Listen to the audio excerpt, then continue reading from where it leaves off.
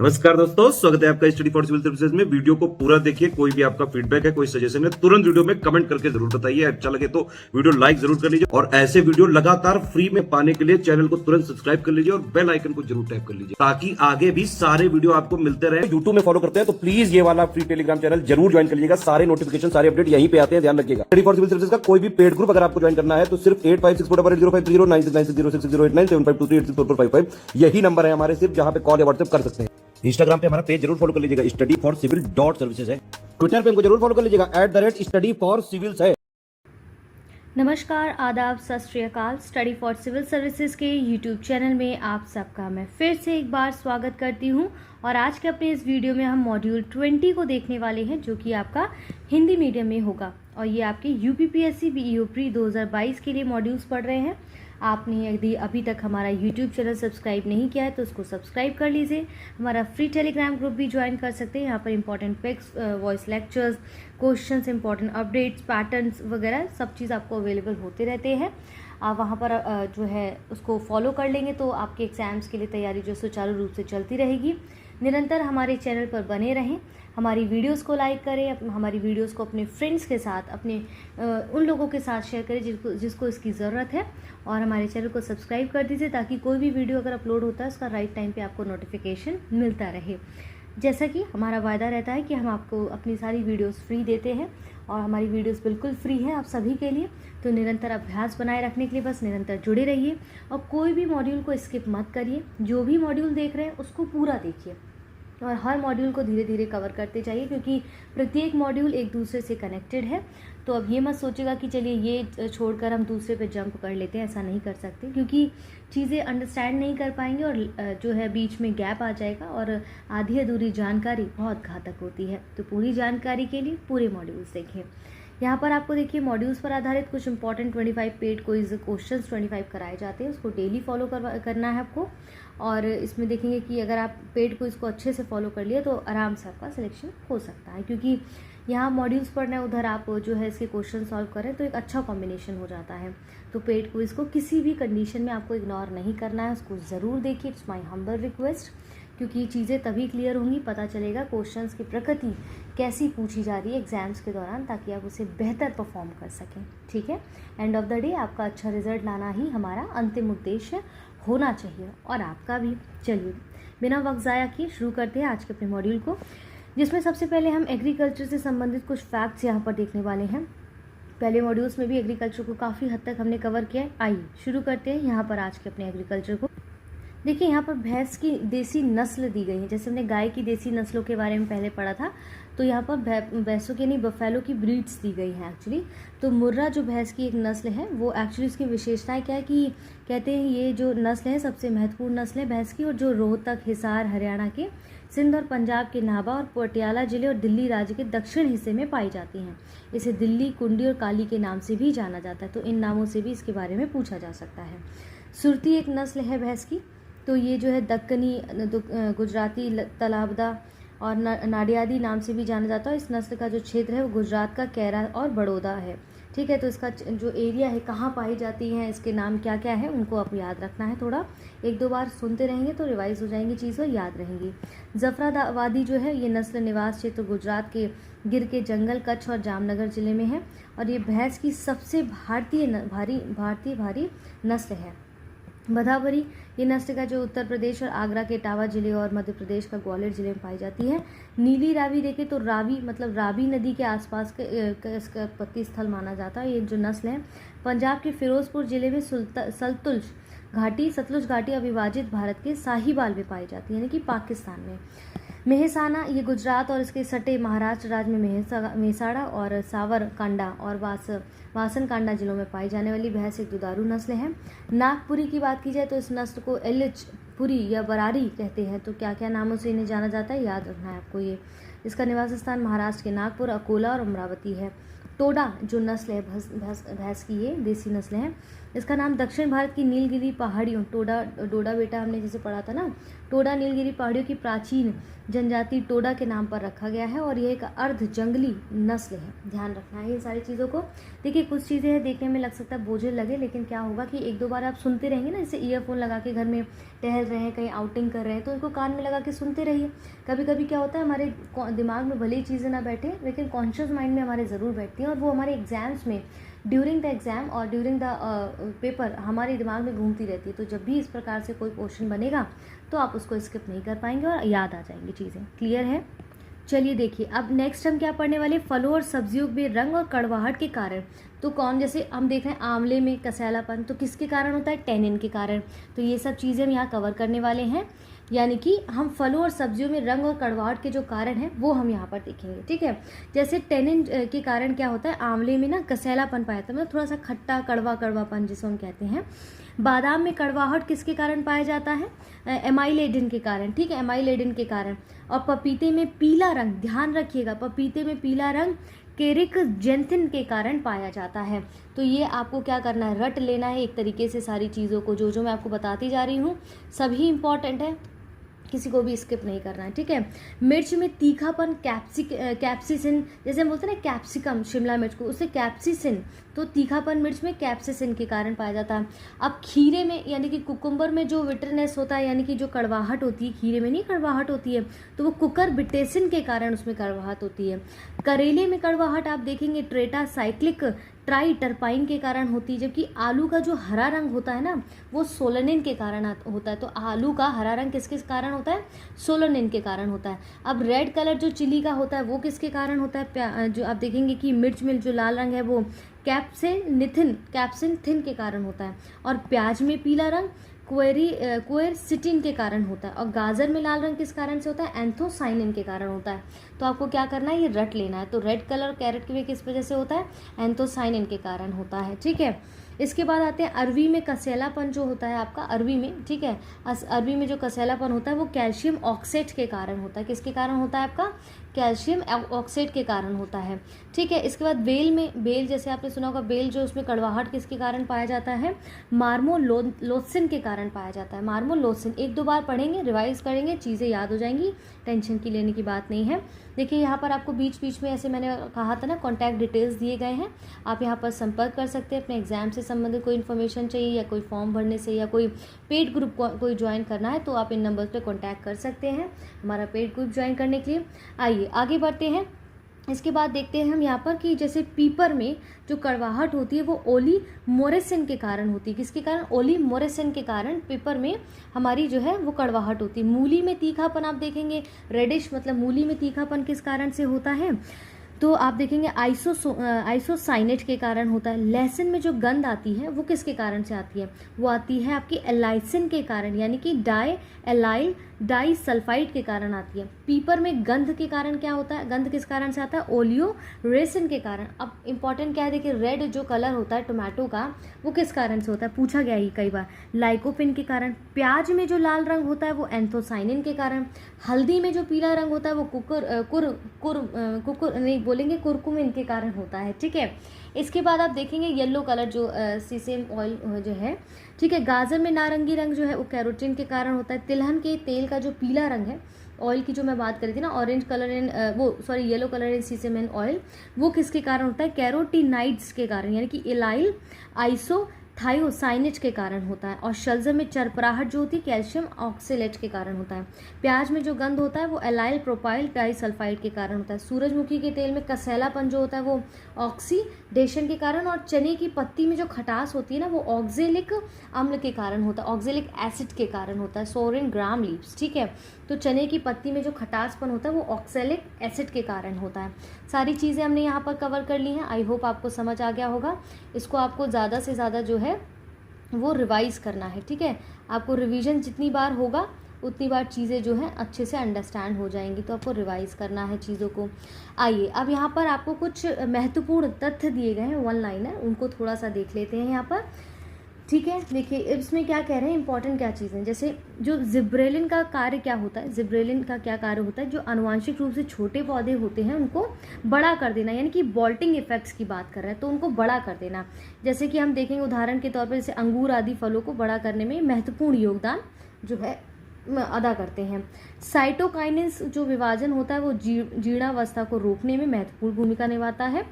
Ethylene आपने सुना होगा कई बार, पहले भी जो हमने मॉड्यूल्स पढ़े थे उसमें भी बताया था। इथाइलिन जो है, इथाइलिन को फल पकाने वाला हार्मोन कहते हैं। तो फल पकाने के लिए किसका उपयोग किया था? इथाइलिन को। ठीक है, इसको इथाइलिन क्या है? फल पकाने वाला हार्मोन कहते हैं। यह एक क्या है? गैसीय रूप में पाया जाने वाला हार्मोन है। और एसिटिलीन और प्रोपाइलिन भी फलों को पकाते, तो इसके अलावा एसिटिलीन और प्रोपाइलिन भी इसको पकाते हैं। क्लियर है? यहाँ तक समझ आ रही हैं चीज़ें? चलिए आगे बढ़ते हैं अब यहाँ देखिए आपको क्या है कि इथाइलिन का दूसरा महत्वपूर्ण कार्य क्या होता है? पत्तियों, फलों और तने के बीच में जो है विगलन पथ का निर्माण कर असमय पत्तियों और फलों को गिरा देना। ठीक है, जैसे आप देखेंगे मार्मलेड नींबू प्रजाति के फलों से तैयार किया जाता है। तो मार्मलेड किसके? नींबू के फलों से तैयार किया जाता है। टमाटर केचप में प्रयुक्त होने वाला जो संरक्षी रसायन है वो क्या होता है? सोडियम बेंजोइट होता है। तो जब भी आप केचप देखें तो उसमें क्या पाया जाता है? सोडियम बेंजोइट जो है संरक्षक रसायन होता है उसको सुरक्षित करने के लिए। ठीक है, इसके बाद देखते हैं जैसे हम यहाँ पर फलों और सब्जियों के प्रसंस्करण उद्योग की जो स्थापना वो 1 जनवरी 1993 को की गई थी। ठीक है, इसके बाद हम देखते हैं यहाँ पर जो स्क्वैश होता है ना आपका, तो फलों के रस से निर्मित जो पेय पदार्थ है उसमें सर्वाधिक लोकप्रिय अधिकता से उपयोग किए जाने वाला जो लिक्विड है, जो आपका पेय जिसको हम कहते हैं जूस है, वो आपका स्क्वैश है। ठीक है, और ब्रिक्स देखेंगे मक्का की पत्तियों के शीर्ष का सफ़ेद होना और जिंक की कमी से होता है। ये हमने जब पढ़ा था फलों में किस कारण से क्या चीज़ें होती हैं, किन कमी से, तब उसमें पढ़ा था। और गन्ने के रस में समग्र ठोस पदार्थ के प्रतिशत को ब्रिक्स कहते हैं। सूरजमुखी का जो तेल है वो आप देखेंगे हार्ट पेशेंट्स के लिए काफ़ी अच्छा माना जाता है। ठीक है, सनफ्लावर का जो ऑयल होता है हार्ट पेशेंट्स के लिए काफ़ी अच्छा माना जाता है। इसके बाद हम देखते हैं जैसे सिट्रस फलों में लगने वाली हानिकारक विषाणु जनित बीमारी कौन सी है? ट्रिस्टेजा है। ठीक है, ट्रिस्टेजा है। फलों में पैक्टिज की मात्रा ज्ञात करने के लिए जेल मीटर का उपयोग किया जाता है। किसका? जेलोमीटर का उपयोग किया जाता है। लखनऊ क्या है? आप देखेंगे कि लखनऊ जो होता है, लखनऊ को बागों के नगर के नाम से जाना जाता है, काफ़ी प्रसिद्ध है। ठीक है, अब यहाँ पर कुछ आपको देखिए नीचे अगर देखेंगे तो इम्पॉर्टेंट कुछ एग्रीकल्चर से रिलेटेड, कृषि से संबंधित कुछ ईयर्स दिए गए जो इम्पॉर्टेंट है आपके एग्जाम्स के पॉइंट ऑफ व्यू से। आइए उनको इन पर एक बार नज़र डाल लेते हैं। जैसे 2004 में आप देखेंगे चावल का अंतर्राष्ट्रीय वर्ष मनाया गया। थीम क्या थी? चावल ही जीवन है, तो राइस इज़ लाइफ। ठीक है, 2005 में आप देखेंगे पैथेनियम और नीम पेटेंट का वर्ष मनाया गया, जिसमें यूएसए से भारत के लिए इसको लाया गया। ठीक है, टू इंडिया फ्रॉम यूएसए। और 2006 में मरुस्थल और मरुस्थलीकरण का अंतर्राष्ट्रीय वर्ष या अनुसंधान और विकास के वर्ष के रूप में मनाया गया। 2007 में अंतर्राष्ट्रीय जल वर्ष, जिसकी थीम थी प्रति बूंद अधिक फल। ठीक है, पर ड्रॉप मोर क्रॉप की बात करते हैं। और नीम का जो वर्ष था 2007 माना गया। और 2008 में आलू का अंतर्राष्ट्रीय वर्ष मनाया गया। 2009 में प्राकृतिक फाइबर वर्ष यूएनओ के द्वारा, ठीक है, मनाया गया। और इसके बाद बायोडाइवर्सिटी है 2010 को। इसके बाद आप देखेंगे जैसे बागवानी जो वर्ष था वो कृषि और खाद्य प्रसंस्करण मंत्रालय के द्वारा 2012 को मनाया गया। अंतर्राष्ट्रीय जल सहयोग आपका 2012 में जो है इंटरनेशनल, किसकी बात कर रही हूँ मैं, जल सहयोग 2013 में एक्चुअल में इंटरनेशनल वाटर कॉरपोरेशन ये 2013 मनाया गया। इसके बाद आते हैं 2014 में आपका कृषक उत्पादक संघ बनाया गया, that means farmers producer association was establishment. 2015 में इंटरनेशनल सॉइल ईयर यूनेस्को के द्वारा अंतर्राष्ट्रीय मृदा वर्ष हो गया। अंतर्राष्ट्रीय दलहन वर्ष 2016 में। और अगर हम 2018 की बात करें तो यहाँ पर national year of course grains यानी कि मोटे अनाज का राष्ट्रीय वर्ष यहाँ पर मनाया गया। अच्छा, ठीक है, अब यहाँ पर आते हैं, हम नीचे स्क्रॉल करते हैं तो भारत की जो मृदाएं हैं उनके बारे में, यहाँ पर भारत की मिट्टी के बारे में आपको डिटेल में यहाँ पर समझाया गया। चलिए उसको हम शुरू करते हैं, इसको अच्छे से समझिएगा क्योंकि मेंस के एस्पेक्ट से भी ये बहुत इंपॉर्टेंट है। इससे आपका कुछ ना कुछ ज्योग्राफी का काफ़ी हिस्सा कवर हो जाएगा। ठीक है, आइए हम इसको समझ लेते हैं। यहाँ पर देखते हैं कि मृदाएं, जो भारत की बात करें तो भारत में क्या है कि बहुत सारे प्रकार के देखेंगे, उच्चावच है, भू आकृतियाँ हैं, ठीक है, क्लाइमेट है, वनस्पतियाँ हैं। इसके कारण वहाँ पर अनेक प्रकार की जो है आपकी सॉइल्स भी पाई जाती, मिट्टियाँ भी विकसित हुई हैं। जैसे देखिए एक तरफ आपकी मृदाएं, उनके क्षेत्र यानी कि सॉइल्स रीजन और उनके मेजर क्रॉप्स दिए गए हैं और उसमें अबंडेंस ऑफ न्यूट्रिएंट्स भी दिए गए यानी कि पोषकों की प्रचुरता भी दी गई है और लैक ऑफ न्यूट्रिएंट्स भी दिए गए यानी कि पोषक तत्वों का अभाव क्या है वो भी यहाँ पर दिया गया है। तो आइए हम उसको थोड़ा डिटेल में समझते हैं। जैसे जलोढ़ मृदा जो आपकी है, जिसको हम जलोढ़ मृदा जो है आपकी क्या है, देखिए देखिए ये सिंध गंगा ब्रह्मपुत्र का दोआब और समुद्र तटीय क्षेत्र में पाई जाती है। आइए इसको इस तरह से समझते हैं। ये जो मृदा है जलोढ़, ठीक है, जलोढ़ जिसको हम कहते हैं अलुवाइल सॉइल कहते हैं, और ये मृदा जो विस्तृत रूप से फैली हुई है और देश की बहुत महत्वपूर्ण मृदा मानी जाती है। वास्तव में ये सभी उत्तरी मैदान जलोढ़ मृदा से बना है, और ये जो मृदाएं हैं हिमालय की 3 महत्वपूर्ण नदियाँ नदी तंत्र जैसे सिंधु, गंगा और ब्रह्मपुत्र नदियों के द्वारा लाए गए निक्षेपों से बनी है, ठीक है। और एक संकरे गलियारे के द्वारा ये मृदाएं राजस्थान, गुजरात तक फैली हुई हैं। पूर्वी तटीय मैदान और विशेषकर महानदी, गोदावरी, कृष्णा और कावेरी नदियों के डेल्टे भी जो है ये जलोढ़ नदियां बनाती हैं, जलोढ़ मृदाएं बनाती हैं, जलोढ़ मृदाओं में बनाती हैं। तो जलोढ़ मृदा में रेत, सिल्ट और मृतिका के विभिन्न अनुपात पाए जाते हैं। यही चीज कहा गया ना किन किन चीजों की प्रचुरता पाई जाती है। जैसे हम नदी के मुहाने से घाटी में ऊपर की ओर जाते हैं तो मृदा के कड़ों का आकार क्या होता है, बढ़ता जाता है, ठीक है। मृदा का आकार क्या, कड़ों का आकार क्या होता है, बढ़ता जाता है। तो नदी घाटी के ऊपरी भाग में जैसे ढाल भंग के समीप मोटे कण वाली मृदाएं पाई जाती हैं, और ऐसी मृदाएं आप देखेंगे पर्वतों की तलहटी पर बने मैदानों जैसे द्वार, चो क्षेत्र और तराई में आमतौर पर पाई जाती हैं। अब देखेंगे कि आयु के आधार पर अगर जलोढ़ मृदाओं को देखें तो 2 प्रकार की होती है, जैसे पुराना जलोढ़ जिनको हम बांगर, नया जलोढ़ जिनको हम खादर कहते हैं। तो बांगर यानी कि पुराने जलोढ़ में कंकर ग्रंथियों की मात्रा ज़्यादा होती है, जबकि खादर यानी कि नए जलोढ़ मिट्टी में बांगर मृदा की तुलना में ज़्यादा महीन कण पाए जाते हैं। और जलोढ़ जो मिट्टियाँ होती हैं याद रखिएगा बहुत उपजाऊ होती है। अधिकतर जलोढ़ मृदाएँ पोटाश्म, फास्फोरस, चूना युक्त होती हैं, ध्यान रखिएगा यही पूछा गया है, जो इनको गन्ने, चावल, गेहूं और अन्य अनाजों और दलहन फसलों की खेती के लिए उपयुक्त बनाती हैं। अधिक उपजाऊपन के कारण जलोढ़ मृदा जो है, जलोढ़ मृदा वाले क्षेत्रों में गहन कृषि की जाती है और यहाँ जनसंख्या घनत्व भी खूब पाया जाता है। सूखे क्षेत्रों की मृदाएं अधिक क्षारीय होती हैं और इन मृदाओं का सही उपचार और सिंचाई करके इनकी पैदावार को भी बढ़ाया जा सकता है। तो आपने एक ही चीज़ में सब चीज़ समझ लिया है। यहाँ पर क्या क्या चीज़ें, इससे इतर आप देखिए जलोढ़ मृदा से संबंधित कुछ इंपॉर्टेंट नहीं है, जो यहाँ दिया गया वही मैंने आपको समझाने का पूरी तरह से सरल भाषा में प्रयोग किया है, ठीक है। नेक्स्ट बढ़ते हैं ब्लैक सॉइल जिसको हम कहते हैं काली मृदा। तो ये किस रीजन में पाई जाती है उससे पहले देखते हैं। ये जो इन मृदाओं का रंग जो है काला होता है और इन्हें रेगर मृदाएं भी कहा जाता है, ठीक है। काली जो मिट्टी है कपास की खेती के लिए बहुत उचित समझी जाती है और काली कपास मृदा के नाम से भी इसको जाना जाता है। ये माना जाता है कि जलवायु और जनक शैलों ने काली मृदा के बनने में बहुत महत्वपूर्ण भूमिका अदा की है, बहुत महत्वपूर्ण योगदान दिया है।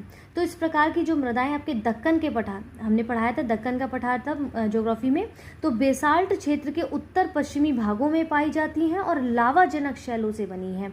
जो ज्वालामुखी का लावा होता है ना उससे बनी है। ये मिट्टियाँ महाराष्ट्र, सौराष्ट्र, मालवा, इसके बाद मध्य प्रदेश और छत्तीसगढ़ के पठार पर पाई जाती हैं और दक्षिण पूर्वी दिशा में गोदावरी और कृष्णा नदियों की घाटियों तक ये फैली हुई हैं। काली मिट्टी बहुत महीन कणों और मृतिका से बनती है।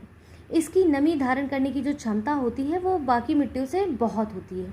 और इसके अलावा ये जो मिट्टियाँ हैं वो कैल्शियम कार्बोनेट, मैग्नीशियम, पोटाश्म, चूने जैसे पौष्टिक तत्वों से परिपूर्ण होती हैं, लेकिन इनमें फास्फोरस की जो मात्रा है वो थोड़ी कम पाई जाती है। और गर्म और शुष्क मौसम में इन मिट्टियों में गहरी दरारें पड़ जाती हैं, ठीक है, जिसमें इनसे अच्छी तरह वायु का मिश्रण हो जाता है और गीली होने पर ये मृदाएं जो हैं चिपचिपी हो जाती हैं और इनको जोतना थोड़ा सा मुश्किल हो जाता है। इसीलिए इसकी जुताई जो है वो मानसून प्रारंभ होने की पहली बौछार से ही शुरू कर दी जाती है। अब इन पोषक तत्वों का इसमें किनका अभाव रहता है, नाइट्रोजन, फास्फोरस, जीवाश्म की कमी रहती है, भी हमने देखा था। जैसे कपास, सोयाबीन, चना, ज्वार, गेहूं, मूंगफली, केला इत्यादि इसमें मेजर इसके मुख्य फसलें हैं, ठीक है। लाल मिट्टी यानी कि रेड सॉइल की बात की जाए तो इनके एरिया को भी देखने के साथ साथ और चीज़ें समझते हैं। जैसे जो लाल मिट्टी होती है दक्कन पठार के पूर्वी और दक्षिणी हिस्से में रवेदार आग्नेय चट्टानों पर कम वर्षा वाले भागों में विकसित हुई होती हैं। लाल और पीली मिट्टियाँ ओडिशा, छत्तीसगढ़, मध्य गंगा मैदान के दक्षिणी छोर पर और पश्चिमी घाट में पहाड़ी पद पर पाई जाती हैं।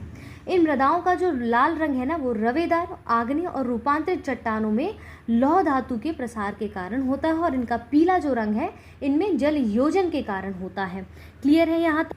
देखिए, तो इसमें क्या है, जैसे लाल मिट्टी हमने समझा, ये इसमें तंबाकू, रागी, ज्वार, तीसी, कपास, गेहूं, ये सब क्या है, इसकी मेजर क्रॉप्स हैं, मुख्य फसलें। लोहे की प्रचुरता इसमें सबसे ज़्यादा पाई जाती है, जबकि नाइट्रोजन, फास्फोरस, जीवाश्म की आप कमी देखेंगे इसमें सबसे ज़्यादा पाई जाती है। ठीक है, इसके बाद अगली हमारी सॉइल क्या है, वो है हमारी सॉइल लेटराइट सॉइल है। ठीक है, लेटराइट मिट्टी है।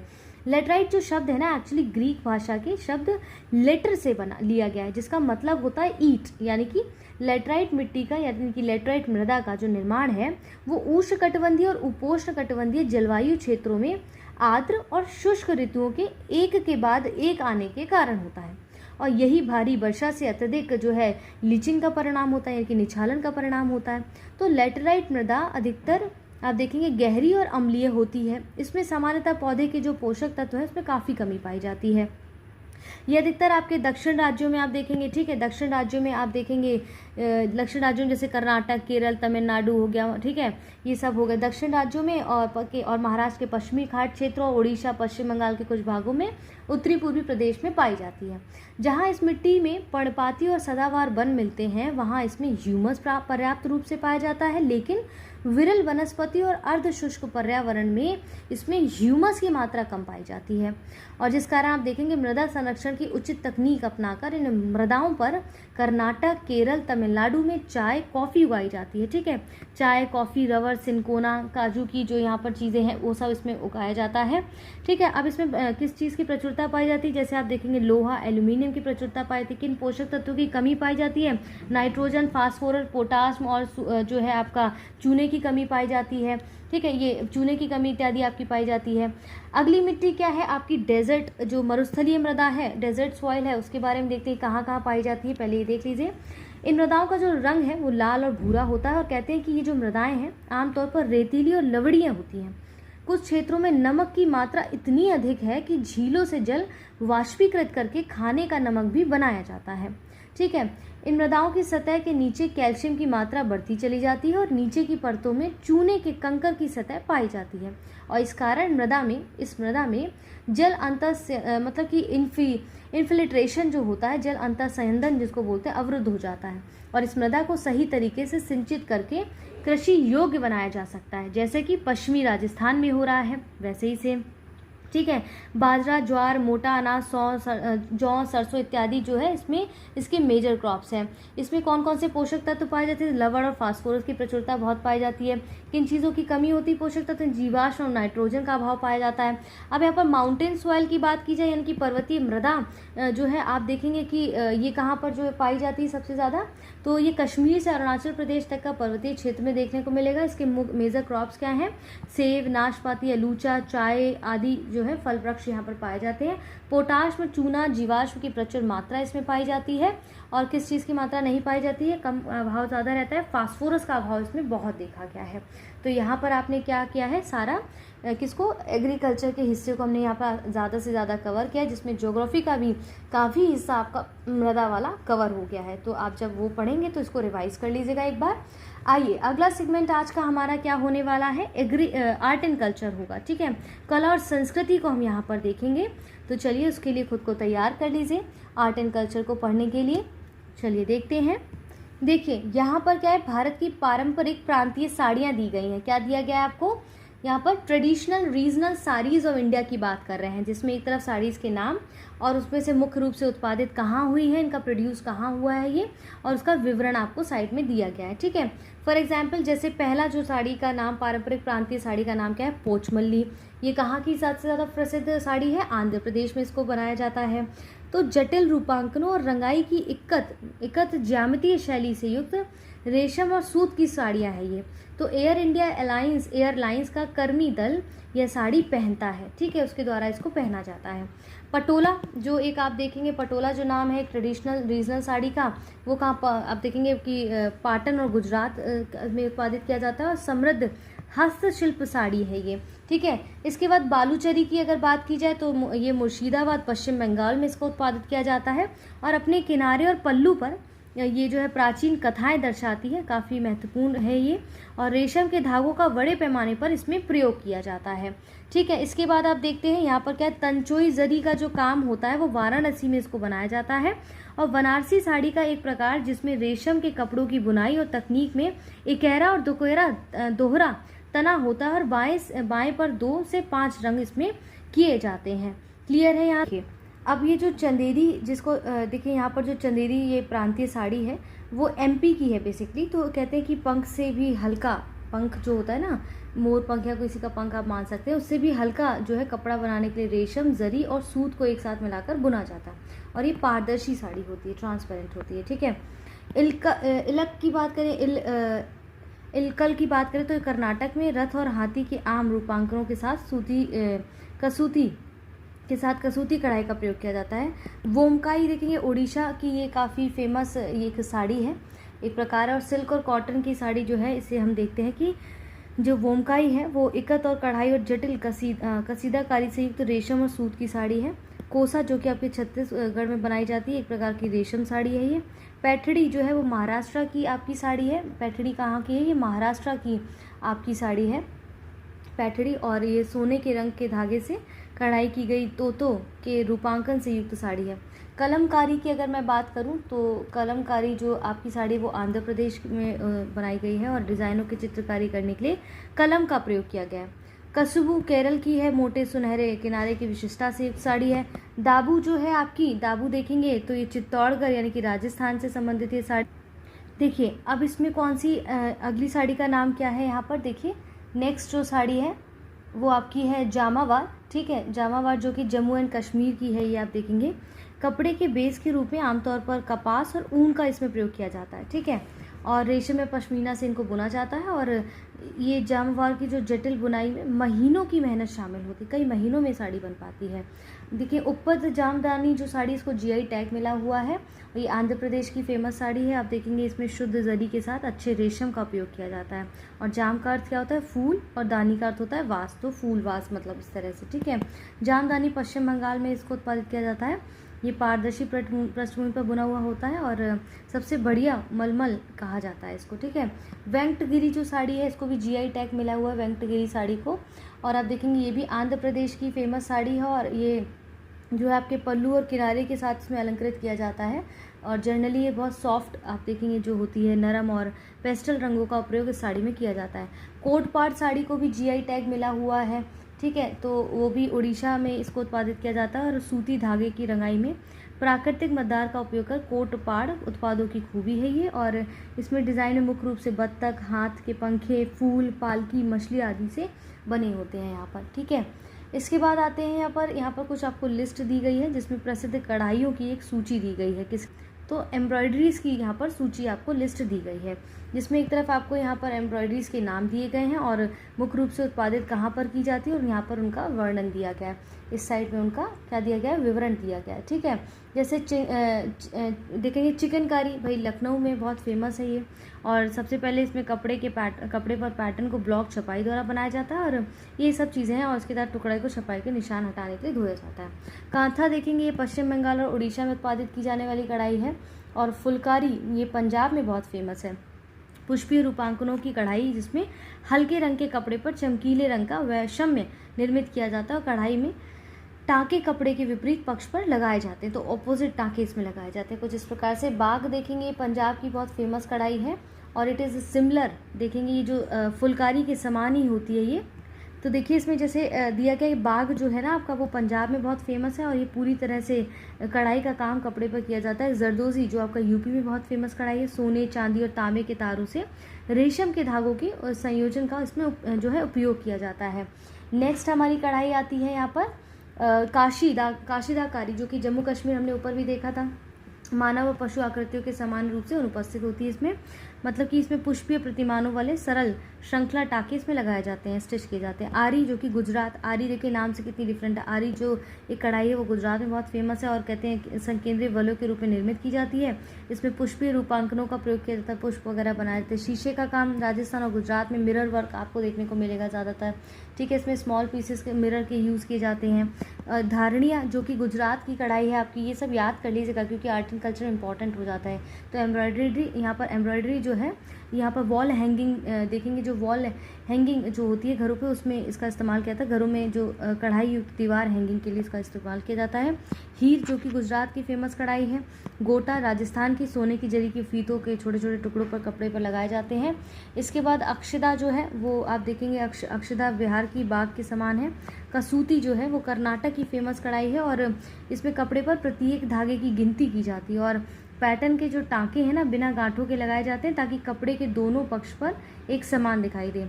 ठीक है। रवारी गुजरात की फेमस है और रवारी जनजाति द्वारा की जाने वाली कढ़ाईदारी पशुओं की सजावट है। ठीक है।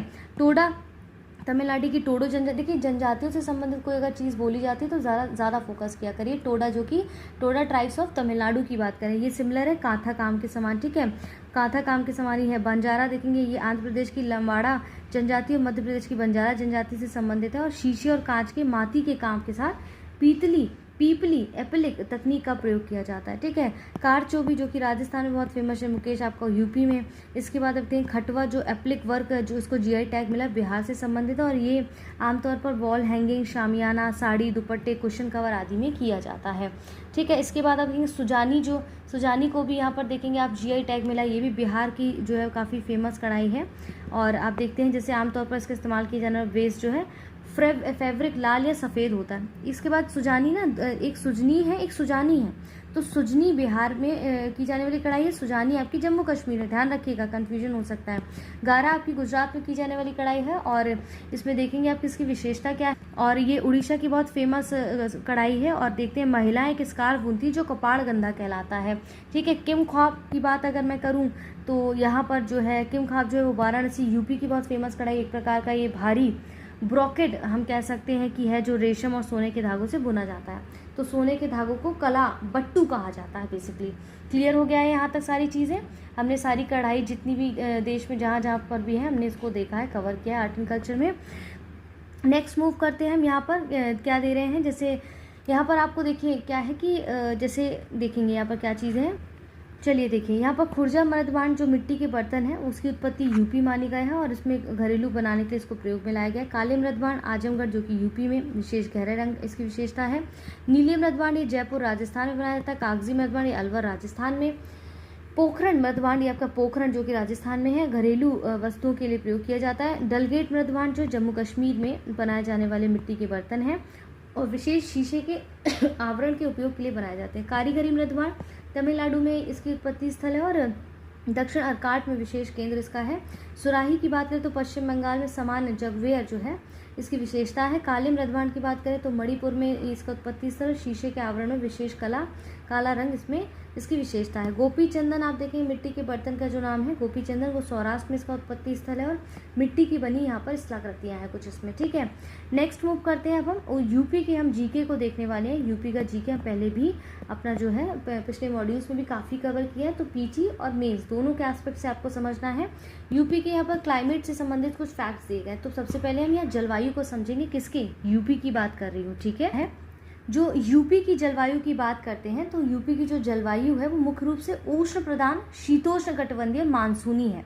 ठीक है। तो कैसी है यहाँ की जलवायु, देखिए यहाँ पर यूपी की जो जलवायु है उष्ण प्रधान शीतोष्ण कटिबंधीय मानसूनी मानी जाती है और कहते हैं कि अलग अलग स्थानों पर अलग अलग ऊंचाई होने के कारण यहाँ पर जलवायु में काफ़ी विषमता भी मिलती है। ठीक है। इसके बाद यहाँ पर देखेंगे यूपी में अगर हम बात करें, पूर्व में सबसे ज़्यादा वर्षा पूर्वी तराई और सबसे कम वर्षा जो पश्चिमी मैदानी क्षेत्र में होती है, तो याद रखिएगा ये।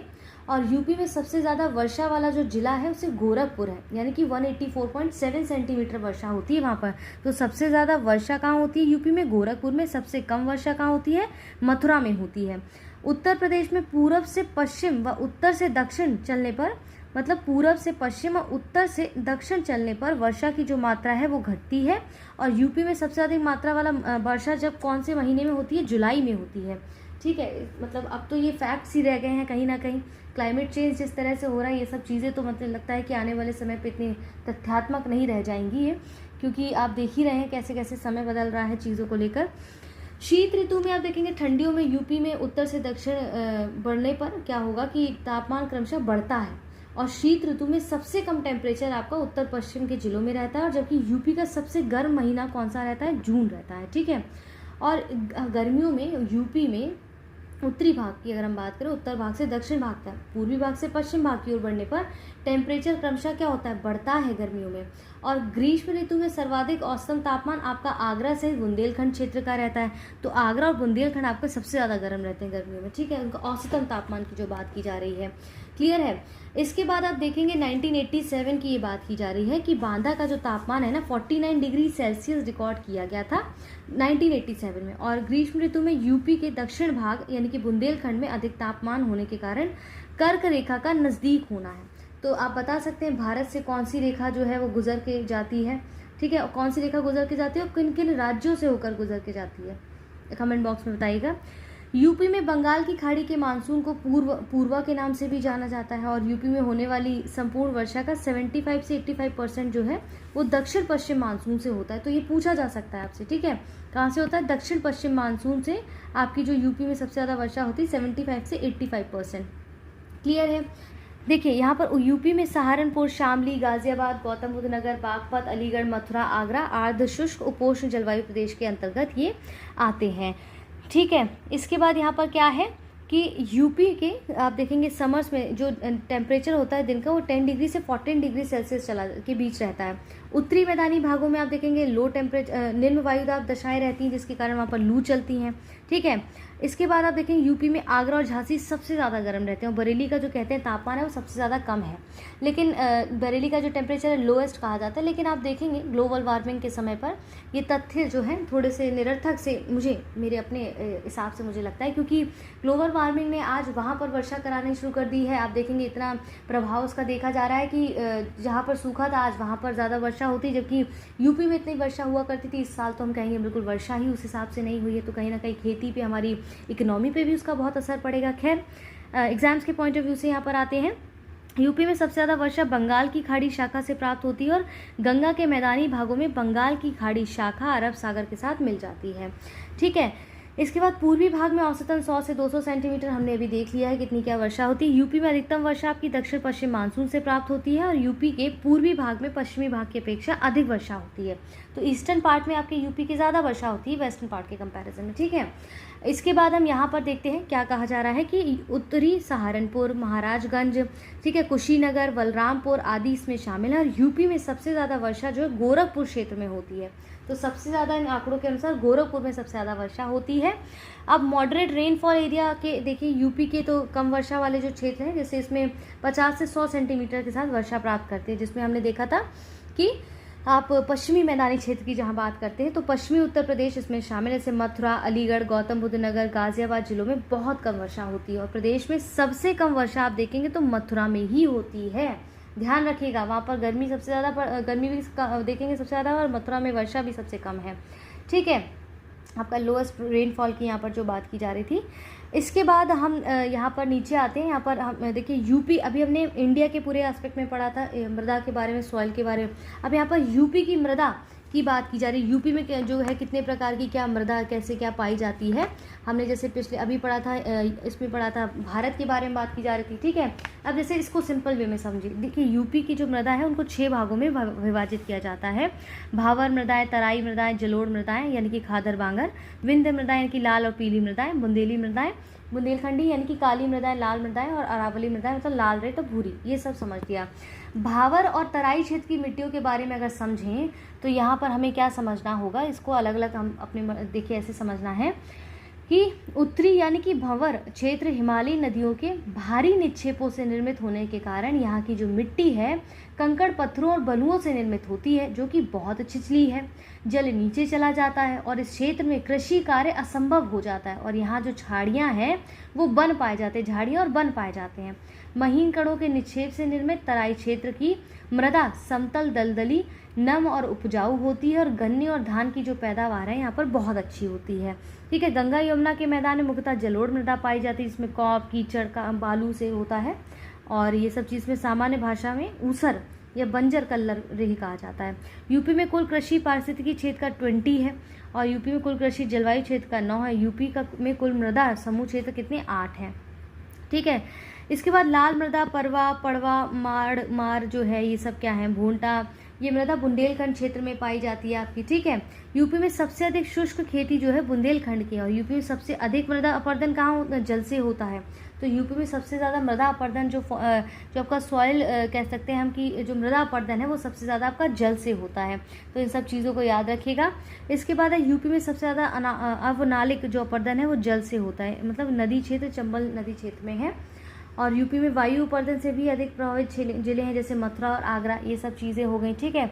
इसके बाद हम नीचे आते हैं और यहाँ पर समझिए जो मध्य मैदानी क्षेत्र की मिट्टी है उसको ऐसे ही समझिए, इसमें नहीं है, मैं उसको अपनी तरफ से बता रही हूँ कि इसमें पाई जाने वाली जो मिट्टी है उसको जलोढ़ या कछारी कहते हैं। काप की मिट्टी कीचड़ एवं बालू से निर्मित होती है, इसमें पोटाश, चूना और प्रचुर मात्रा में पाए जाते हैं। जलोढ़ मिट्टी की नवीनता और प्राचीनता के आधार पर 2 भागों में विभाजित किया जा सकता है। बांगर मिट्टी या पुरातन काप मिट्टी, प्राचीनतम काप मिट्टी क्षेत्र को बांगर कहते हैं। ये जो मिट्टी है उन मैदानी भागों में पाई जाती है जो ऊंचे हैं, वहाँ नदियों की बाढ़ का जल नहीं पहुँचता है, और इसे राज्य के पूर्वी भाग में उपहार मिट्टी भी कहते हैं। इन्हें दोमट, बलुई दोमट, मटियार दोमट और मूड़ आदि भी कहते हैं। खादर और कछारी का नूतन काप मिट्टी है, नवीन काप मिट्टी को वाले क्षेत्र को खादर कहते हैं, और ये मिट्टी जो है नदियों के बाढ़ के मैदान में पाई जाती है। प्रदेश के विशाल मैदान में जलोढ़ और काप मिट्टी का विस्तार मिलता है, और बांगर की अपेक्षा अधिक जल शक्ति धारण करने की क्षमता वाली ये मिट्टी होती है, ठीक है। पावर क्षेत्र की मिट्टी हमने देखा, जलोढ़ क्षेत्र की मिट्टी के समूह का हमने देखा था यहाँ पर। इसके बाद हम आते हैं यहाँ पर इसकी बात करते हैं, जैसे विंध्य क्षेत्र की जो मिट्टी है यूपी के बुंदेलखंड, विंध्याचल पठार क्षेत्र के अंतर्गत मिर्ज़ापुर, सोनभद्र, प्रयागराज, चंदौली जिले क्षेत्र में पाई जाती हैं, ठीक है। ये सब हमने देखा। इसके बाद आप देखेंगे पड़ुआ, परवा जो यूपी के, आप देखेंगे जालौन, इसकी अगर हम करें जालौन, हमीरपुर समेत बुंदेलखंड क्षेत्र में सभी जगह पाई जाती हैं। ये लाल रंग की होती है, इन्हें चंबल और सहायक नदियों के द्वारा लाया जाता है। उत्तर प्रदेश में लवड़ी और क्षारीय भूमि के अंतर्गत सबसे ज़्यादा 12.95 हेक्टेयर जो है क्षेत्रफल पाया जाता है, और प्रदेश में क्षारीय और लवड़ीय भूमि अलीगढ़, मैनपुरी, इटावा, कानपुर, उन्नाव और रायबरेली, लखनऊ क्षेत्र में विस्तृत रूप से पाई जाती है, ठीक है। ये सब चीज़ें समझ ली आपने।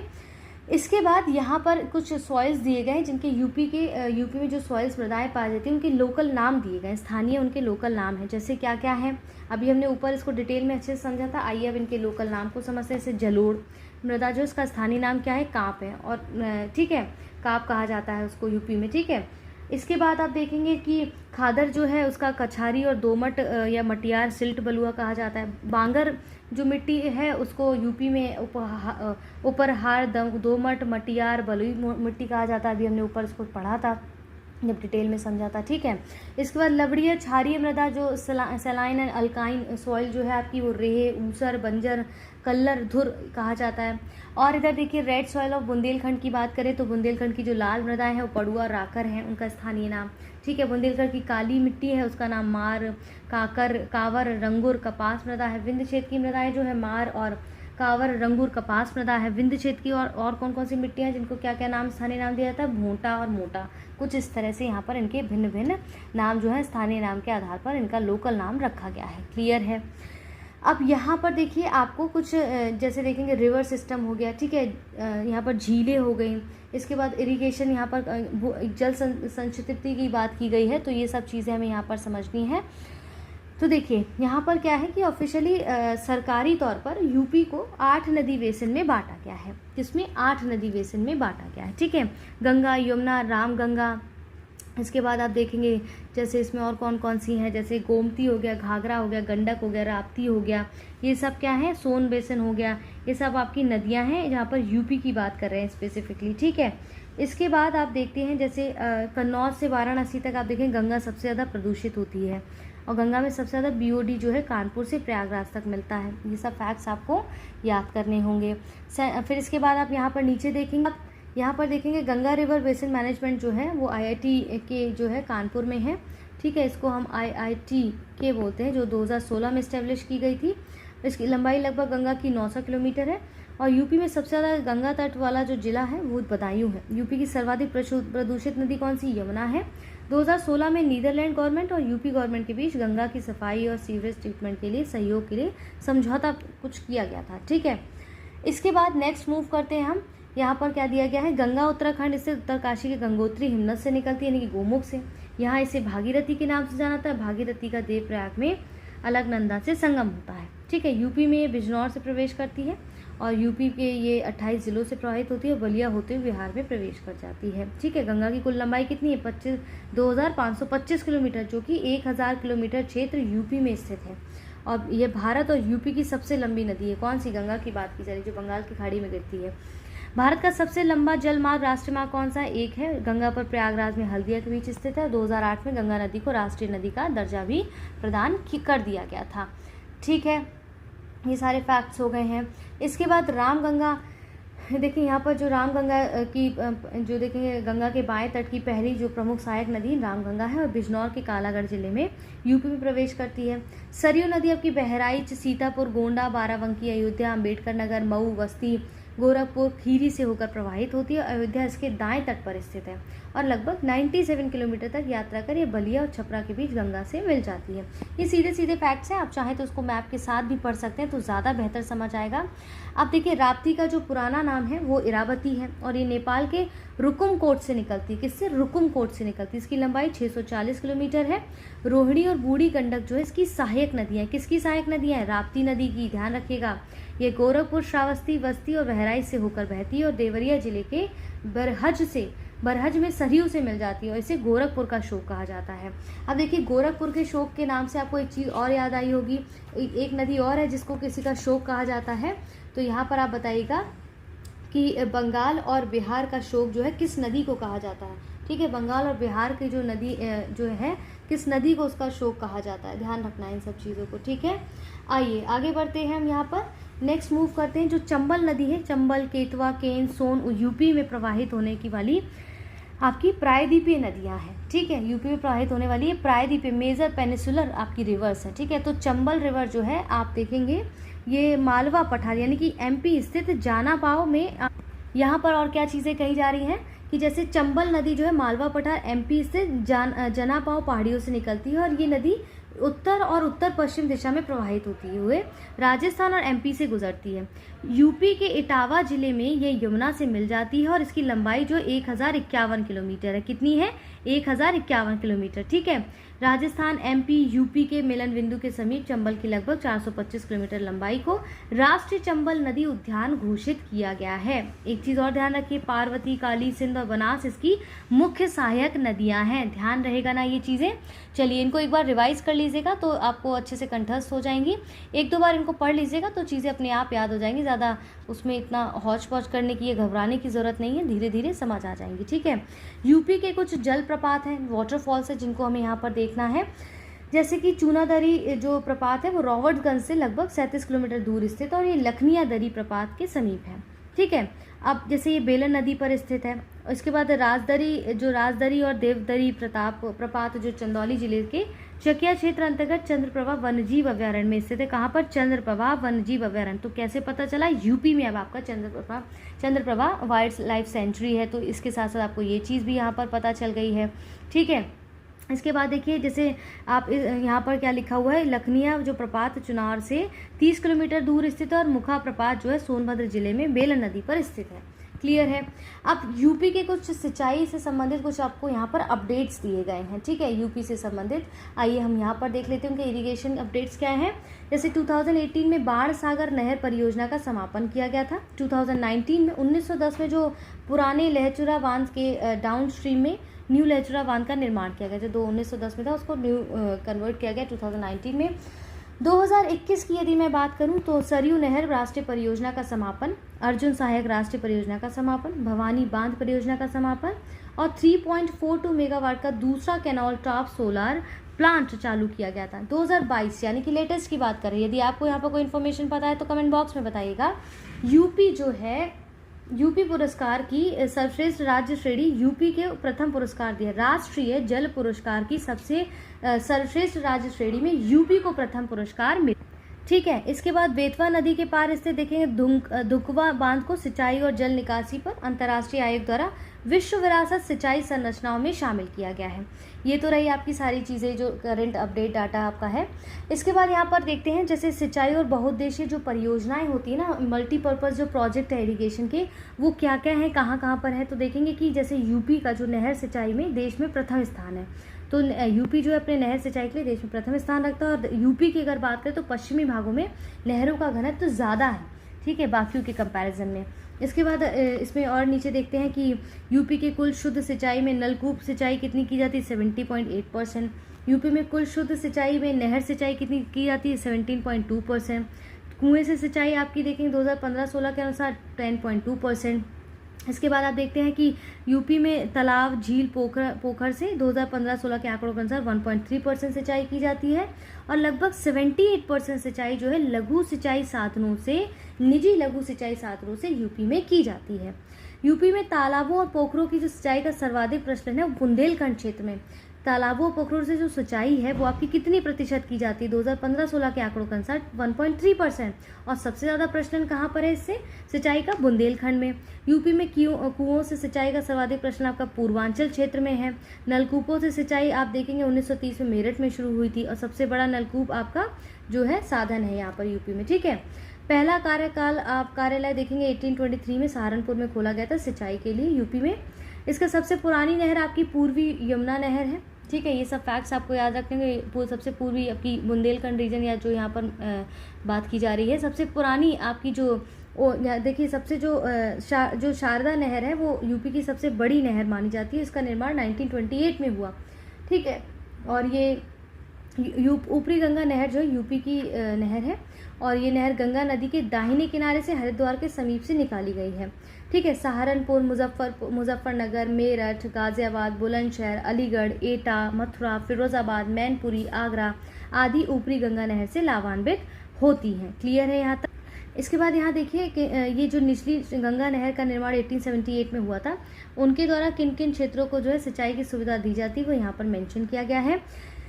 यूपी में आप देखिए जैसे यूपी में क्या है, जो नहरों की सर्वाधिक जो विस्तार है वो पश्चिमी यूपी में आपको देखने को मिलता है। सर्वाधिक नहर जो सिंचित क्षेत्र है पश्चिमी यूपी में है। और इसमें देखेंगे जैसे यूपी, हरियाणा, हिमाचल, दिल्ली, राजस्थान का संयुक्त बैराज हथनी कुंड बैराज है यहाँ पर, ठीक है। शारदा यानी कि काली नदी से वनवासा से निकलने के वाला जो शारदा नहर से सिंचित यूपी और उत्तराखंड में होती है। ओके, इसके बाद हम बढ़ते हैं नेक्स्ट। यहाँ पर यूपी में छोटे किसानों के लिए निःशुल्क बोरिंग परियोजना 1985 में कुछ शुरू की गई थी, बोरिंग परियोजना जो है, ठीक है। ये सब चीज़ें हैं। इसके बाद यहाँ पर देखें मेरठ, बागपत, गाजियाबाद, बुलंदशहर, इन सब में सिंचित शुद्ध बोए क्षेत्र के लिए 100% और सोनभद्र में शुद्ध सिंचित क्षेत्र बोए गए क्षेत्र का क्रमशः 25 से 32.2% है।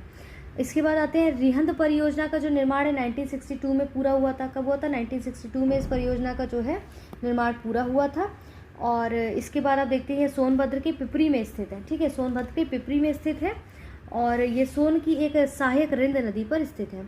अब जैसे आप देखेंगे गंडक परियोजना से जो लाभान्वित होते हैं ना क्षेत्र, इसमें नहीं मैं आपसे वैसे ही बता रही हूँ, तो वो प्रमुख जिले कौन कैसे गोरखपुर है, महाराजगंज है, कुशीनगर है, देवरिया है, ठीक है। प्रमुख कुछ नदी घाटी परियोजना जैसे रामगंगा नदी घाटी परियोजना, ये यूपी के बिजनौर जिले के निकट कालागढ़ उत्तराखंड में स्थित है, ठीक है। राजघाट बांध परियोजना ये यूपी और एमपी की संयुक्त परियोजना वेतवा नदी पर बनी है। गोविंद वल्लभ पंत सागर पिपरी ये सोनभद्र में है। गंडक परियोजना आपकी यूपी और बिहार, नेपाल भी सम्मिलित है इसमें। तो ये सब चीज़ें याद रखनी है आपको, ठीक है। इसके बाद अन्य प्रमुख बांध यूपी के जैसे कन्हर हो गया, सोनभद्र में कन्हर नदी पर है। गढ़वा जो कि चित्रकूट में है। मुंशाखंड जो कि चंदौली में कर्नाशा नदी पर है। चंद्रप्रभा आपके चकिया चंदौली में चंद्रप्रभा नदी पर है, ठीक है। इसके बाद सलाहरपुर जो है महोबा में कदरिया नदी पर है। ये सब चीज़ें हैं। इसके बाद आपका माता टीला बांध का जो निर्माण है आप देखेंगे 1958 में झांसी में बेतवा नदी पर किया गया। शारदा सागर बांध भारत नेपाल सीमा पर अभी हमने देखा है, ठीक है। इसके बाद बाढ़ सागर परियोजना यूपी, एमपी और बिहार के बीच प्रस्तावित एक परियोजना है जो 2018 में आप देखेंगे कि 2018 में क्या है कि राष्ट्रीय परियोजना का दर्जा इसको दिया गया। तो अर्जुन बांध यहाँ पर देखिए, अर्जुन जो डैम है वहाँ कहाँ पर लोकेटेड है, ये चरखारी में जो है बांध महोबा में चरखारी में स्थित है। और इस बांध के जल का प्रयोग जो है महोबा और हमीरपुर जिलों में सिंचाई के लिए किया जाता है। तो ये मोटी मोटी चीज़ें जो इंपॉर्टेंट है वो मैंने आपको यहाँ पर सारी कवर कर दी हैं, जो भी इसमें मेंशन है, जो नहीं मेंशन है वो भी, ठीक है। यहाँ पर यूपी के कुछ महत्वपूर्ण डैम्स दिए गए हैं और कहाँ पर है, किस नदी पर अवस्थित है। हैं, आइए उनको एक बार एक झलक देख लेते हैं। जैसे शारदा बैराज जो है ना आपका, वो आपका कहाँ लखीमपुर खीरी में, किस नदी पर, शारदा नदी पर अवस्थित है। सुहेली बैराज आपका लखीमपुर खीरी में है, ये आपका घाघरा नदी क्या कहते हैं ये आप देखेंगे किस नदी पर अवस्थित है, ये आपका सुहेली जो बैराज है ये आपका सुहेली नदी पर जो है अवस्थित है। ठीक है, इसके बाद आप देखते हैं राप्ती बैराज जो आपका राप्ती नदी पर है, ये श्रावस्ती शहर पर अवस्थित है। जिरगो जलाशय आपका मिर्जापुर नगर पर स्थित है और जिरगो नदी पर स्थित है। मूसा खंड बांध की अगर मैं बात करूं तो यहाँ पर मूसा खंड चंदौली जिले में कर्मनाशा नदी पर ये अवस्थित है। क्लियर है यहाँ? ठीक है, इसके बाद क्या कह रहे हैं यहाँ पर कि जो आपकी कान्हार बांध है वो आपके सोनभद्र कन्हार नदी पर है। ठीक है, कान्हार बांध आपका कहाँ पर है, सोनभद्र सिटी में कन्हार रिवर पर है। माता टीला डैम प्रोजेक्ट जो आपका झांसी में अवस्थित है और ये बेतवा नदी पर है बना हुआ है। सपरार बांध जो आपका झांसी में सपरार नदी पर है। लवकुश बैराज जो कि कानपुर में तो कानपुर नगर पर है और गंगा नदी पर अवस्थित है ये जो परियोजना है। ठीक है, इसके बाद आप देखेंगे यहाँ पर हरवली जो बैराज है बिजनौर रामगंगा पर अवस्थित है ये हरवली। ठीक है, इसके बाद आप देखते हैं जो मध्य गंगा बैराज है वो बिजनौर में है, गंगा नदी पर अवस्थित है। आगरा बैराज की अगर मैं बात करूँ तो आगरा में अवस्थित है और यमुना नदी पर ये अवस्थित है। ठीक है, बनवासा बैराज जो है आपका वो पीलीभीत स्थल पर है और शारदा नदी पर ये अवस्थित है। इसके बाद यहाँ पर मूव करते हैं जो कि आपका सरयू बैराज की जो बात कर रहे हैं वो बेसिकली आपका बहराइच में है और घाघरा नदी पर अवस्थित है। बाणगंगा बैराज जो है आपका सिद्धार्थनगर में और राप्ती नदी पर अवस्थित है। इसके बाद आप देखें घाघरा बैराज सोनभद्र में घाघरा नदी पर है। पथरई बांध जो है वो झांसी में नहर शहर पर अवस्थित है और पथरई नदी पर अवस्थित है। अर्जुन बांध आपका ये जो है महोबा नगर शहर पर है और ये अर्जुन बांध पर अवस्थित है नदी पर। ठीक है, अफजलगढ़ बैराज आप देखेंगे ये बिजनौर जो कि अफजलगढ़ बैराज जो है आपका बिजनौर जो कि आपका कहाँ पर है, रामगंगा नदी पर। ठीक है, गोकुल बैराज जो है वो आपका मथुरा में और यमुना नदी पर अवस्थित है ये आपका। गोमती बैराज जो कि है आपका लखनऊ में है ये और गोमती नदी पर अवस्थित है। और चर्च बैराज जो आपका है यहाँ पर जो गिरिजा बैराज जिसको हम कहते हैं वो बहराइच में है और घाघरा नदी पर ये अवस्थित। और जितने भी यूपी के बैराज है हमने इनको देखा है, सारा कवर किया किस नदी पे कौन सा अवस्थित है। नेक्स्ट मूव करें, इससे पहले यहाँ पर देखिए अपनी स्क्रीन पर यहाँ पर कुछ आपको पेड ग्रुप से संबंधित नंबर दिए गए हैं, कॉन्टैक्ट डिटेल्स हैं, आप चाहें तो उन पर संपर्क करके यहाँ पर एडमिशन ले सकते हैं। हमारे यूट्यूब चैनल को अभी तक सब्सक्राइब नहीं किया है तो प्लीज़ इसे सब्सक्राइब कर लीजिए। हमारा टेलीग्राम फ्री ग्रुप है उसको भी ज्वाइन कर सकते हैं। आइए यहाँ पर आप कुछ न्यायालय और कारागार की बात करें, यानी कि कोर्ट्स और प्रिजन्स जो यूपी के संदर्भ में बात की जा रही है उनको हम यहाँ पर समझ लेते हैं। क्या क्या कहा जा रहा है, क्या चीज़ें बोली जा रही हैं, कैसे ये वाक्यों से भिन्न है, आइए इसको समझते हैं। यहाँ पर भारतीय संविधान में आप देखेंगे आर्टिकल 240 से 237 तक न्याय प्रशासन के उत्तरदायित्व का प्रावधान आपको मिलता है। तो एक चीज़ यहाँ पर ये समझ आए। इलाहाबाद जो हाई कोर्ट की स्थापना है मूलतः आप देखेंगे 1866 में सदर दीवानी अदालत के स्थान पर उत्तर पश्चिमी प्रांतों के लिए उच्च न्यायालय के रूप में आगरा में की गई थी। इसे 1869 में इलाहाबाद ट्रांसफ़र कर दिया गया और 1919 में यानी कि 1919 में इसका नाम बदलकर इलाहाबाद हाई कोर्ट कर दिया गया। हाई कोर्ट के न्यायाधीशों की नियुक्ति राष्ट्रपति के द्वारा की जाती है, हमें पता है और पता होना चाहिए। इलाहाबाद हाई कोर्ट की एक खंडपीठ लखनऊ में भी है और आप देखेंगे कि हाई कोर्ट क्या है, एक अभिलेख न्यायालय भी होता है। और हाई कोर्ट जो है उसके मुख्य न्यायाधीश की नियुक्ति भारत के मुख्य न्यायमूर्ति और उस राज्य के राज्यपाल के परामर्श से की जाती है। और अन्य न्यायाधीशों की नियुक्ति के लिए हाई कोर्ट के मुख्य न्यायाधीश से भी परामर्श लिया जाता है। न्यायाधीशों की जो स्वीकृति संख्या है वो 160 है, जो देश के अन्य किसी हाई कोर्ट से कहीं अधिक है। ठीक है, यूपी के संदर्भ की बात हो रही है। अब हाई कोर्ट की देखरेख में जो यूपी के जनपदों में जो स्थापित न्यायालय हैं, जैसे कि आप देखेंगे सिविल जज यानी कि सीनियर डिवीजन है, लघुवाद न्यायालय है, सिविल जज है, जिला और सत्र न्यायालय है, इसके बाद अतिरिक्त जिला और सत्र न्यायालय, ये सब चीज़ें हैं। ठीक है, अब यहाँ पर ऊपर सब चीज़ें दी गई हैं। यूपी में न्यायालयों की संख्या यहाँ पर दी गई है। ठीक है, यूपी में पारिवारिक मामलों के लिए देखिए फैमिली कोर्ट जो है ना यूपी में आप देखेंगे 1984 में इसकी शुरुआत की गई थी। और यूपी में जमींदारी उन्मूलन और भूमि लैंड रिफॉर्म एक्ट जो है 1950 में राष्ट्रपति के द्वारा 1951 को साइन करके आया था। ठीक है, यूपी में केंद्रीय औद्योगिक न्यायाधिकरण के लिए 6 क्षेत्रीय कार्यालय हैं, इलाहाबाद, लखनऊ, मेरठ, आगरा, कानपुर, गोरखपुर। यूपी में 20 श्रम न्यायालय हैं। कितने हैं? 20 जो है आपके लेबर कोर्ट्स हैं यूपी में। ठीक है, लेबर कोर्ट्स कितने? 20 हैं। तो यहाँ पर क्या कह रहे हैं, यहाँ पर देखिए क्या कह रहे हैं कि यहाँ पर कुछ दिए गए, जैसे 70 कारागार संस्थाएं हैं यूपी में, जिला कारागार की संख्या 61 है। ठीक है। उप कारागारों की संख्या 2 है जो कि महोबा देवबंद में है। यूपी में केंद्रीय कारागार 5 है, बरेली, आगरा, वाराणसी, फतेहगढ़, नैनी में है। यूपी में आदर्श कारागार की संख्या कितनी? 1 है जो कि लखनऊ में 1849 में एस्टेब्लिश की गई। यूपी में नारी बंदी निकेतन लखनऊ में है। यूपी में किशोर सदन जो अल्पसंख्यक कारागार है बरेली में है। ठीक है। इसके बाद यूपी का पहला केंद्रीय कारागार कहाँ है? आगरा में 1844 में एस्टेब्लिश किया गया। न्यायिक अनुसंधान एवं प्रशिक्षण केंद्र जो है वो लखनऊ में 1986 में एस्टेब्लिश किया गया था। यहाँ तक क्लियर हो गई हैं चीज़ें।